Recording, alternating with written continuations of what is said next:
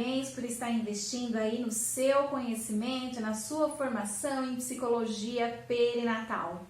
O nosso tema hoje será saúde mental na gestação. Bom, vamos começar então a falar um pouquinho sobre saúde mental na gestação. Uma noção introdutória para vocês.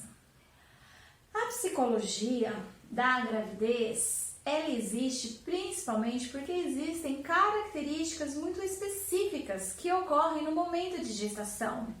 Como vocês já sabem, uma gravidez ela dura cerca de 40 semanas e é dividido em 3 trimestres. E cada um dos trimestres apresentam características muito específicas do primeiro, segundo e terceiro trimestre, sendo uma das características mais comuns a chamada ansiedade. A ansiedade ela vai ocorrer para todos os seres humanos em todas as idades, diante de situações novas. Sempre que a gente se depara com uma situação nova, uma situação que a gente não sabe muito bem lidar com ela, nós então sentimos a chamada ansiedade. A ansiedade no período gestacional, ela é perfeitamente comum e esperado, justamente por ser um período de transição, de mudanças. Não importa se é a primeira gravidez, segunda ou terceira, sempre é uma situação nova. Se é a primeira gravidez, a ansiedade vem por conta das dúvidas, de como que se é uma gestação, se as coisas que estão acontecendo com a pessoa, com a grávida, é normal ou não é, se a gravidez está indo bem ou não, se sente movimentos fetais ou não. Então, tudo isso faz com que a mulher sinta ansiedade, tá?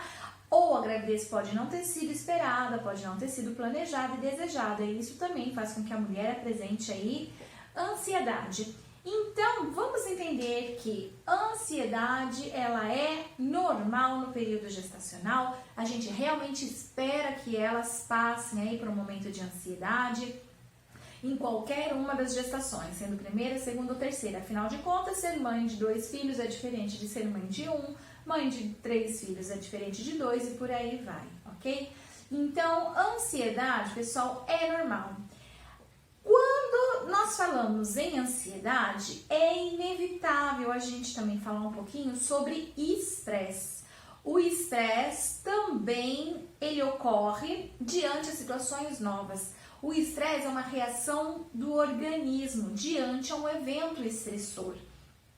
Tanto a ansiedade quanto o estresse, eles estão muito ligados, são coisas diferentes, mas estão muito ligados, principalmente porque ambos secretam um hormônio chamado cortisol, tá? O hormônio cortisol é o hormônio do estresse e ele também está presente quando a pessoa sente ansiedade. A ansiedade, ela está mais relacionada ao psicológico, apesar de também apresentar sintomas físicos, Nós temos testes aí de ansiedade que vão avaliar mais sintomas físicos, outros vão avaliar sintomas psicológicos.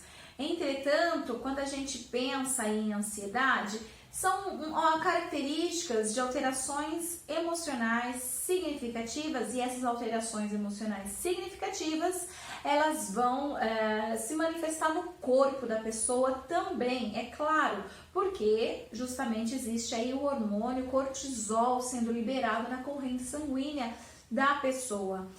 O estresse, ele vai ser uma reação do organismo, então uma reação da liberação do cortisol diante aos eventos que a gente vai chamar de estressores.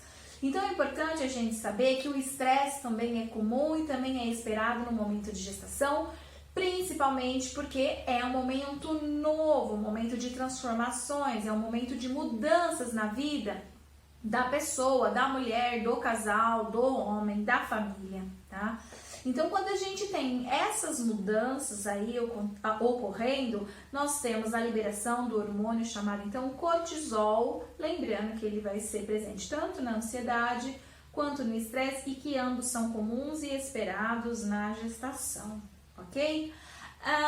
O estresse, para vocês terem uma ideia, esse hormônio cortisol, para vocês terem uma ideia, ele quando em quantidades aceitáveis no organismo, ele é tranquilo, ele não vai produzir nenhum tipo de doença ou transtorno mental, ok? Mais a fundo ainda, o estresse, ele é importante para o ser humano. Nós sentimos estresse o tempo todo ao longo do nosso dia. Sempre quando a gente está diante de um evento estressor, a gente libera aí o hormônio cortisol, que diariamente passamos por uma situação em que ele é liberado, tá? Então, vamos entender uma coisa, que a palavra estresse, muitas vezes ela é entendida como algo negativo, é entendido como algo ruim, e não é sempre assim, tá? Vamos entender aí que existe o estresse bom e o estresse ruim, ok?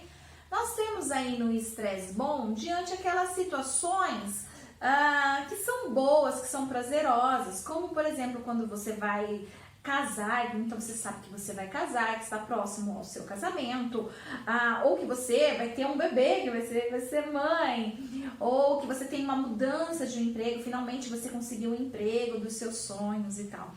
Então isso libera também cortisol na nossa corrente sanguínea, tá? E isso não quer dizer que é ruim, é bom, tá? Há uma liberação desse hormônio numa quantidade que é boa, ok? Então a gente é estressado sim diante dessas situações. O estresse ruim é aquele que é liberado no nosso organismo diante de situações também consideradas negativas. Quando você perde o emprego, por exemplo, quando você recebe uma notícia que você não esperava, uma doença na família ou você mesmo, né? Então isso vai liberar aí o cortisol também, tá? Só que esse sim é um estresse negativo. Então, o estresse ele não pode ser considerado só como negativo. Ele é positivo na gestação, no primeiro trimestre, no segundo trimestre, à medida que a pessoa ela tem que se adaptar às novas demandas, ela tem que se acostumar ao seu novo corpo, ao peso do bebê, né? Às vezes algum incômodo nas costas, pesadelos, entre outras coisas. Então tudo isso, né, a gente não pode considerar como algo negativo no nosso organismo, tá? O cortisol, quando nós estamos diante de um evento estressor, ele é liberado então em nosso organismo e ele dá um alerta, ele dá um sinal de que algo está diferente, que algo saiu do comum, algo saiu do tradicional, tá? Então nós entramos num estado de alerta e esse estado de alerta então faz com que a gente tente resolver o problema, solucionar o problema, a questão. Quando a gente consegue então solucionar o problema, solucionar essa questão, o nosso organismo ele faz homeostase. O que é homeostase? É voltar ao estado anterior ao estresse, tá? Sem estresse. A homeostase a gente faz, né? Isso, o nosso organismo ele faz durante o dia todo. Quando eu tô com sono, eu preciso dormir para fazer homeostase, ou seja, voltar ao estado sem sono. Quando eu estou com fome, meu corpo entra em desequilíbrio e ele precisa novamente, né, se regular, voltar ao estado sem fome. Para isso, ele vai me impulsionar, me motivar a comer, por exemplo, tá?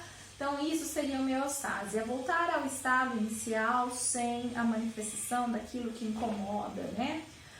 Então, quando a gente consegue resolver esses problemas, tudo bem, perfeito, a gente consegue fazer a homeostase, nosso corpo volta aos níveis normal de cortisol. Agora, se diante ao evento estressor a gente não consegue encontrar nenhum tipo de recursos, né, para solucionar, resolver esse problema, esse estado, esse evento estressor, ele pode continuar a permanecer na vida do sujeito, levando esse sujeito a liberar mais cortisol na corrente sanguínea e fazer com que esse sujeito fique mais estressado. Quando a gente fica um pouco mais estressado, alguns sintomas físicos e psicológicos podem acontecer, tá? Algum dos sintomas de estresse aí pode ser mudança de apetite, mudança no ritmo de sono, problemas na pele, né? Alguma mancha que pode aparecer, alguns problemas dermatológicos, tá? Uma angústia, uma vontade de fugir, irritabilidade, insônia, um problema digestivo, tá? São sintomas e sinais aí de estresse, por exemplo, que não foi aí bem resolvido quando ele estava ainda em momento de alerta, ok? Então, isso é muito comum na nossa sociedade, onde as pessoas, elas vão para o emprego, né, trabalham, e nesse local de trabalho, muitas vezes, ele é estressor, então, ou é o chefe, ou são os colegas de trabalho, ou o ritmo de trabalho, né? Então, isso pode estressar mais o sujeito. Quando ele acaba o seu período de trabalho e ele volta para casa, se ele tem um lar saudável, ok. Então, isso ajuda a regular aí. Agora, se ele volta para um lar que não é tão saudável assim, onde há brigas, desacordos, briga com a esposa, briga com o marido, briga com os filhos, com os pais, então o estresse continua a permanecer no organismo. Então essa pessoa ela não consegue fazer a homeostase, ela não consegue voltar ao estado anterior, né, o sem estresse, tá? E isso começa a adoecer, então a pessoa começa a sentir mais dor de cabeça, essas coisas, tá? E nós temos aí uma boa parcela da nossa população brasileira hoje com estresse, né, num nível aí um pouquinho mais acima aí do que a gente espera, que é o estresse do alerta, tá? Agora, quando a pessoa, ela constantemente, né, por um período de mais de 30 dias, de manhã até de noite, ela tá liberando cortisol no organismo, porque ela tá encontrando problemas atrás de problemas, situações que ela não consegue resolver em cima de situações que ela não consegue resolver. Então, os vários campos da vida dela, o afetivo, o relacional, o ocupacional, o sexual, tá? O religioso, espiritual. Então, quando ela encontra aí, né, nas várias dimensões da sua vida, né, eventos estressores, provavelmente essa pessoa, então, ela realmente vai adoecer de estresse, tá? Ela adoece mesmo, ela pode ter taquicardia, ela pode ter infarto, ela pode ter úlcera, ela pode desenvolver aí uma vontade de isolamento social, tá? Vontade de fugir de tudo, começa a ter mudanças extremas de apetite, sudorese, uma série de sintomas físicos e psicológicos que vão acontecendo que realmente vão adoecendo essa pessoa, tá? Quando ela tá nesse nível, já é o nível que ela começa a procurar um médico, porque ela já começou a apresentar uma gastrite, uma dor de cabeça, né? Uma cefaleia, uma dor de cabeça constante, né? Alguns movimentos no corpo diferentes. Então é um momento em que ela fala assim, nossa, tá acontecendo alguma coisa comigo. Aí é o momento que ela se permite ir ao médico, né? E quando ela vai ao médico, o médico faz os exames, muitas vezes ele acaba dizendo, isso é estresse, tá? Acontece que o estresse, gente, é uma doença psíquica, tá? É um adoecimento psicológico e precisa de tratamento. Sim, precisa. Ele não é uma frescura. Estresse não é frescura. Estresse, muitas vezes, ele é porta de entrada para outros problemas de saúde mental. Um estresse muito elevado, que chega a nível de exaustão, por exemplo, pode levar ao próximo passo a pessoa a apresentar uma séria depressão, tá? Ela sai do que é chamado de estresse e entra aí com uma outra doença chamada depressão. Então, estresse não é frescura, estresse é sério, ele afeta o psíquico, afeta o físico e pode ser uma porta de entrada para diversas outras doenças físicas. O corpo fica mais vulnerável, então você pega a gripe muito mais facilmente, você se contamina muito mais facilmente porque cai o seu sistema imunológico, além de que você também pode vir a apresentar problemas de saúde mental. Então, o estresse, ele é tanto algo bom na nossa vida, mas como também pode ser algo negativo na nossa vida. Então a gente tem que ficar de olho, principalmente nós que somos psicólogos, ok? Ficar de olho aí na saúde mental. O estresse, ele é porta de entrada para outras doenças. Enfim, isso nós falamos um pouquinho sobre estresse para caracterizar, né, que tanto pessoas que têm ansiedade, né, durante a gestação ou estresse durante a gestação, né, estão liberando também esse hormônio cortisol. Nós temos tanto ansiedade quanto estresse ao longo do nosso dia a dia e liberamos o cortisol na nossa corrente sanguínea. Agora, quando a pessoa está gestante, quando nós temos uma grávida com altos níveis de estresse, com altos níveis de ansiedade, significa que essa pessoa está liberando altos níveis de cortisol na sua corrente sanguínea. Só que agora essa pessoa, como ela tem um bebezinho, né, como ela carrega um feto aí, esse hormônio cortisol ele não fica só na corrente sanguínea da pessoa, da gestante. Mas esse cortisol, ele também vai via cordão umbilical para o bebê. Então, o bebê, ele recebe também essa quantia de cortisol aí, tá? Que pode ser algo esperado, que o nosso corpo já está preparado, os bebês já estão preparados para receber uma quantidade de cortisol normal, porque nós temos que ter energia para levantar e trabalhar, uma série de coisas que liberam cortisol na nossa corrente sanguínea. Mas os fetos, né, eles não estão preparados para receber uma grande quantidade de cortisol ao longo do período gestacional. E pesquisas mostram que fetos que recebem essa grande quantidade de cortisol, tá? Tem maiores chances de nascer prematuro, ou seja, antes de completar 36 semanas. Tem maiores chances de nascer abaixo peso, ou seja, nascer com menos de 2,5 kg, tá? Tem chances também de apresentar, após o nascimento, problemas de comportamento, maior vulnerabilidade a doenças, principalmente as doenças aéreas, né, que a gente tem aí que pega pelo ar, tá? E tem também pesquisas mostrando que essas crianças, né, que receberam grande quantidade de cortisol durante o período gestacional da mulher, também tem maiores probabilidades de, na infância, na adolescência e até mesmo na vida adulta, apresentarem algum problema de saúde mental, tá? Sendo o estresse um deles, mas também, por exemplo, sintomas de depressão, tá? Não é raro que essas crianças, após o nascimento, ao longo da sua vida, apresentem aí, por exemplo, depressão em algum momento da sua vida, por conta desses altos níveis de estresse que ela recebeu durante o período gestacional. Portanto, nós precisamos cuidar da saúde mental da gestante para que, inclusive, a gente possa evitar que esse problema de saúde mental persista após o nascimento do bebê. Esse problema de saúde mental ele pode persistir após o nascimento do bebê. Várias pesquisas mostram que quem tem alta ansiedade na gestação continua apresentando alta ansiedade no pós-parto. Quem apresenta altos níveis de estresse na gestação continua apresentando no pós-parto. Quem apresenta sintomas de depressão na gestação continua apresentando no pós-parto.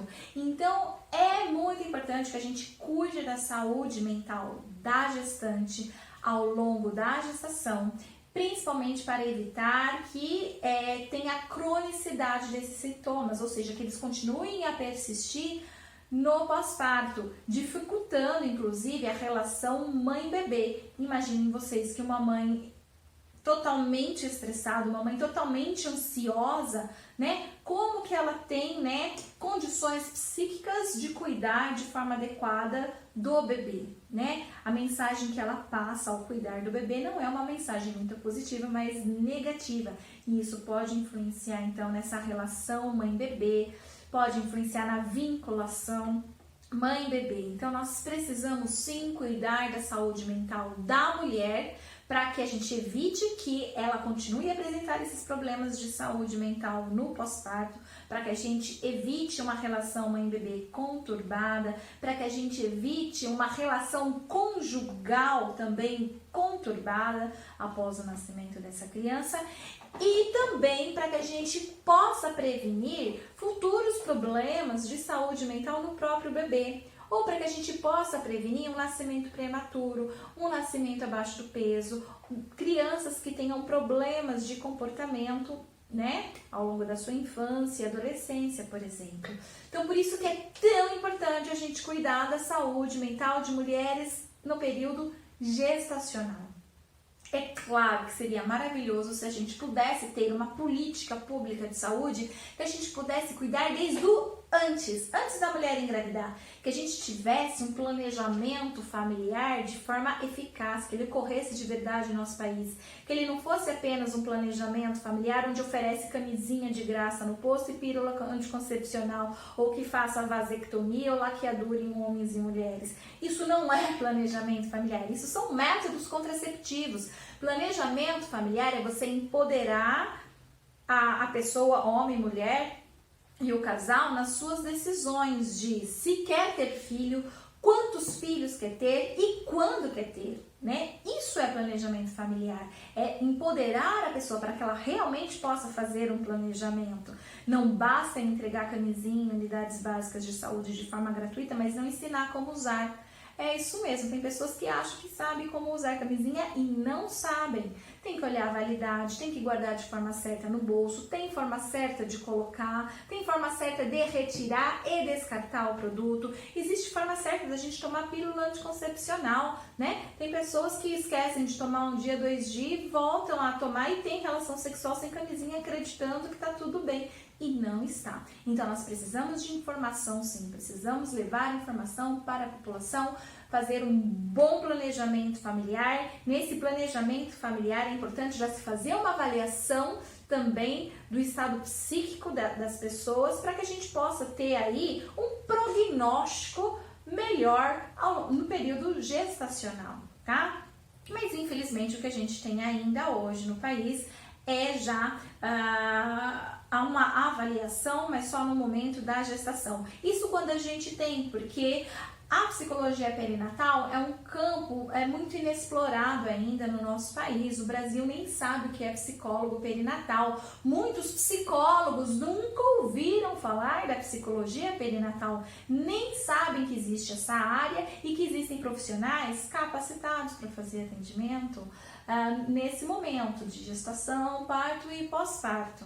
Tá? Então é importante que a gente tenha bastante pessoas informadas, para que quanto mais profissionais atuando nessa área, mais a gente possa beneficiar toda a população brasileira, né? A gente pode começar a reivindicar dos órgãos públicos de saúde um atendimento voltado para a saúde mental da mulher. Não dá para a gente esperar do médico obstetra que ele faça, além das consultas obstétricas, né, que ele vê como está o físico da mulher, também o psicológico. Ele acaba observando o psicológico quando a mulher chega muito doente, né? Quando ela já dá na cara. Aí ele acaba encaminhando para um CAPS, por exemplo, para um psicólogo aí de uma unidade básica de saúde. Mas é importante que a gente tenha as duas coisas, o pré-natal normal, né, é o que o médico faz, que o obstetra faz, mas também precisamos começar a lutar por um pré-natal psicológico, que a mulher ela passe pelos dois, pelo pré-natal médico e pelo pré-natal psicológico. E quem faz o pré-natal psicológico, é claro que é o psicólogo, só ele tem a capacidade, né, para poder fazer esse tipo de avaliação, já que ele passa aí pelo menos 4 ou 5 anos fazendo um curso específico para trabalhar aí com as alterações emocionais e psíquicas do sujeito, das pessoas, tá? Então, nós devemos sim formar mais psicólogos perinatais em nosso país. Parabéns para você que está fazendo esse curso, que está interessado, né? Para que a população também possa saber buscar corretamente o profissional correto no momento em que, né, a pessoa precisa, que é o caso de uma gestação, por exemplo. Tá?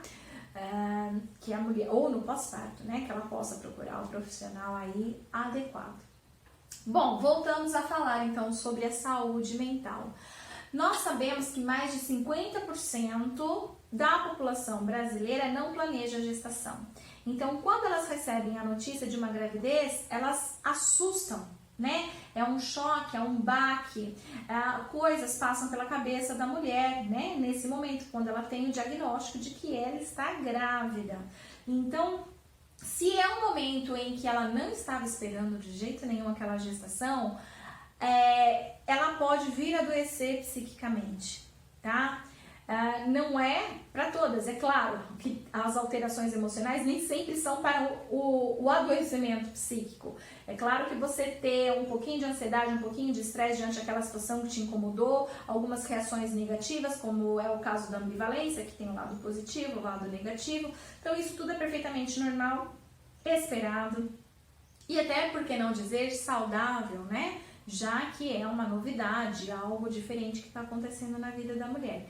Mas algumas podem vir a apresentar adoecimento psíquico, uma alteração emocional significativa e a ponto dela precisar realmente de ajuda de um profissional da saúde mental. Então vamos ver aqui, ó, a ansiedade, ela é normal, como eu já disse. Entretanto, a alta ansiedade, ela não é normal e ela não é esperada no momento da gestação. Mas nós temos cerca de 35% das nossas gestantes com alta ansiedade no período gestacional, tá? Então, a ansiedade é normal, mas a alta ansiedade não é normal, tá? E você pode avaliar o nível de ansiedade por meio de alguns instrumentos, testes psicológicos mesmo. Nós temos alguns, tá? E que nós podemos falar a respeito deles em uma outra videoaula, tá? Num outro curso que eu posso estar ensinando vocês a como utilizar e aplicar os instrumentos específicos aí para estar medindo e avaliando as alterações emocionais na gestação. Bom, então nós temos algumas ferramentas próprias do psicólogo que nos ajudam a estar avaliando se a pessoa está apresentando uma ansiedade que podemos dizer que é normal ou uma alta ansiedade. A alta ansiedade, pesquisas mostram que tem correlação com sintomas de depressão pós-parto, tá? Então, se a mulher apresenta sintomas de ansiedade na gestação, provavelmente ela pode apresentar também aí sintomas de depressão no pós-parto. Além de que ela está liberando altíssimos níveis de cortisol no organismo, que está afetando ela e o seu feto, ok? Temos também aproximadamente 60% das nossas gestantes apresentando sintomas de estresse, tá? Então, assim, é uma quantidade muito grande, gente. É mais de 50% das mulheres grávidas, elas apresentam sintomas de estresse. O fato é que, como eu disse para vocês, existe o estresse bom e existe o estresse mau, tá? Quando a gente aplica um instrumento aí que mede estresse, que ele não é específico para gestação, assim como não temos instrumento específico que meça ansiedade também, tá? Para medir ansiedade. Nós também não temos específico para medir estresse gestacional. Podemos utilizar alguns que existem aí. Nós percebemos que apesar de mais de 60% dessas mulheres estarem apresentando estresse, a maior parte delas está apresentando um estresse que a gente pode chamar de aceitável, tá? Que é um estresse que é normal, que não afeta muito, né, o andamento aí normal da gestação. É uma pequena parcela, tá? Cerca de mais ou menos de 15%, que realmente vão apresentar um estresse negativo, um estresse que pode realmente prejudicar a saúde da mulher e a saúde do feto, tá? Levando aí ao nascimento prematuro, baixo peso, problemas de comportamento após o nascimento e o adoecimento da mulher. Pesquisas também indicam que mulheres que apresentam sintomas de estresse na gestação, elas têm maior probabilidade de apresentar sintomas de depressão no pós-parto também, tá? Existe essa correlação em vários artigos científicos aí também. Os sintomas de depressão, tá? Cerca de 25% das gestantes, olha só, gente, é muita coisa, tá? 25% é muita coisa. Cerca de 25% das mulheres apresentam sintomas de depressão no período gestacional, tá?